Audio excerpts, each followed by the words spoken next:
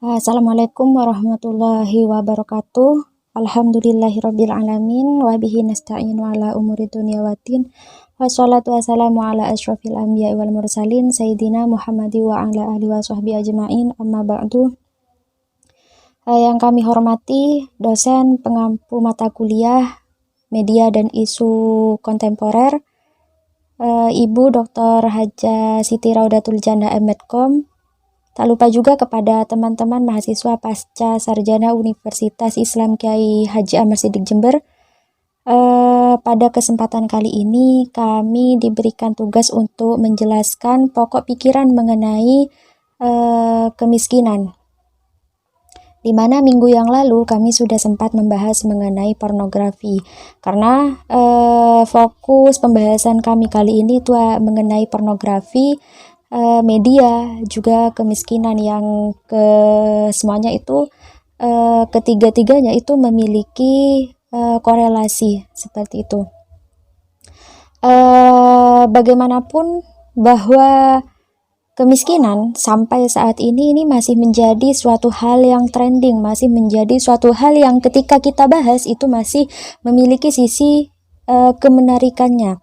Masih sangat menarik ketika kita bahas menyoal tentang kemiskinan.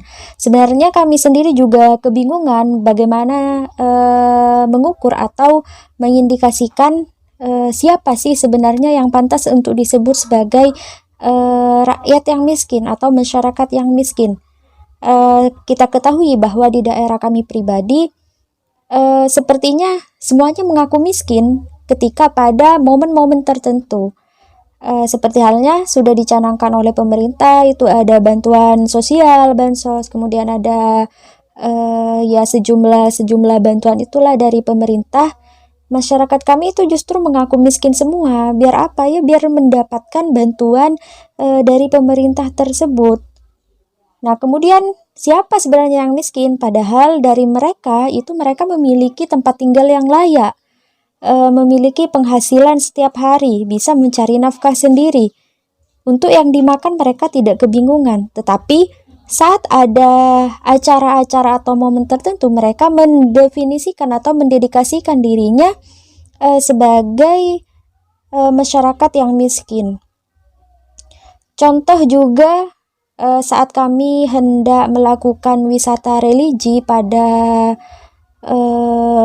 sunan-sunan, seperti halnya sunan di Sunan Wali Songo ataupun di Situbondo, itu ada wisata religi Pacaron di sana. Jadi sepertinya pengemis-pengemis di sana itu terdiri dari anak-anak yang itu mereka itu mengemis kepada para pendatang, dan itu menurut kami pribadi itu mengemis itu bukan karena mereka tidak mampu, bukan karena mereka kekurangan untuk membiayai hidup, tidak. Tetapi karena itu dijadikan sebagai aktivitas atau dijadikan sebagai pekerjaan bagi mereka. Hingga beberapa tahun kemudian kami juga sudah mulai mendatangi wisata religi tersebut. Ternyata beberapa anak yang mengemis pada beberapa tahun yang lalu, mereka tetap mengemis pada saat itu juga.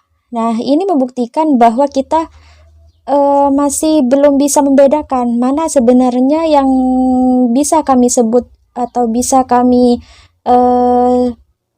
indikasikan sebagai masyarakat yang miskin, atau bagaimana kami masih juga belum bisa membedakan.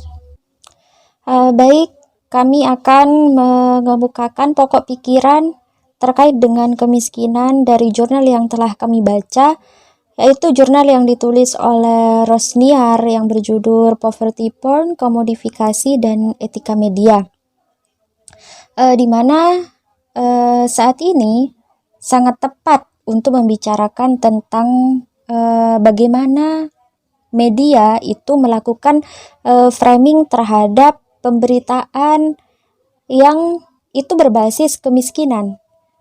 Jadi banyak kita temui di beberapa media massa, mereka itu melakukan pemberitaan terkait kemiskinan itu kalau menurut pandangan kami pribadi itu berlebihan. Jadi mereka itu menampilkan sosok orang miskin itu lebih didramatisir, jadi dilebih-lebihkan. Mereka itu lebih kepada ditonjolkan bagaimana kisah hidupnya selama ini, bagaimana kemelaratan mereka, bagaimana kesengsaraan mereka, seperti itu. Itu sekarang sudah banyak ya, bukan cuma sekarang, dari kemarin-kemarinnya kita sudah banyak menonton, baik itu di acara-acara TV atau siaran-siaran televisi dan media-media yang lain, kita sudah banyak mengetahui ya. Dan itu acara-acara tentang kemiskinan ini justru dimanfaatkan oleh beberapa pihak, di mana mereka mengambil keuntungan dari adanya kemiskinan-kemiskinan yang terjadi pada masyarakat kita itu sendiri. Jadi beberapa pihak mereka justru mengambil keuntungan dengan melakukan syuting, dengan menghadapkan kamera kepada wajah mereka yang di sekelilingnya itu terdiri dari lalat-lalat, kemudian digambarkan mereka yang kurus, berpenyakitan, dan lain sebagainya. Ini justru dimanfaatkan demi kepentingan pribadi yang pastinya orientasinya itu untuk keuntungan finansial. Ini sungguh sangat miris ya. Jadi disayangkan seperti itu ya teman-teman. Kita contohkan ada beberapa acara siaran-siaran seperti halnya program Uang Kaget yang kemudian itu disiarkan di stasiun televisi swasta RCTI, yaitu di mana si Mr. Money itu memberikan uang kepada targetnya itu kan ya, itu terdiri dari beberapa orang yang kurang mampu. Kemudian juga ada acara seperti halnya bedah rumah, itu juga ditampilkan di channel saluran TV RCTI. Kemudian ada Jika Aku Menjadi, itu juga ditampilkan di Trans TV dan beberapa program-program yang lainnya. Nah, ini tentunya mereka itu melakukan framing terhadap penayangan-penayangan tersebut sehingga dikemas bagaimana yang susah itu menjadi lebih susah lagi. Nah, dengan tujuan mendapatkan simpati dari halayak, mendapatkan simpati dari penonton itu sendiri, sehingga penonton akan mengungkapkan ekspresinya, akan mengatakan bahwa ini kasihan sekali ya, itu sangat miskin, itu butuh bantuan kita. Nah, itu juga mampu menggerakkan diri kita untuk menyalurkan bantuan kita, seperti itu. Seperti juga tentang siaran ajang pencari bakat. Nah, di sana itu peserta ajang pencari bakat itu mereka dibuat untuk menceritakan tentang kisah hidup mereka, di mana yang semakin susah hidupnya, yang semakin sengsara hidupnya, itu justru mendapat simpati tersendiri, mendapat perhatian dari publik. Nah, itu yang paling diminati. Jadi yang lebih miskin itu lebih banyak ratingnya, jadi lebih banyak diminati oleh para audiens, seperti itu. Jadi poverty porn ini dimana kemiskinan itu dinarasikan dalam gambar bahwa mereka itu membutuhkan bantuan kita, bahwa mereka itu tidak mampu untuk mencari nafkah untuk dirinya sendiri. Maka peran media di sini, mereka itu menyoroti pentingnya membantu masyarakat-masyarakat yang miskin itu, rakyat yang miskin itu, yang mereka itu yang tidak mampu untuk memenuhi kebutuhan dasar. Jadi media sudah mempertimbangkan plot dan peran pasif karakter. Seseorang bisa menyimpulkan bahwa media menekankan pada aktivitas merangsang keinginan untuk membantu mereka dengan cara yang minimal.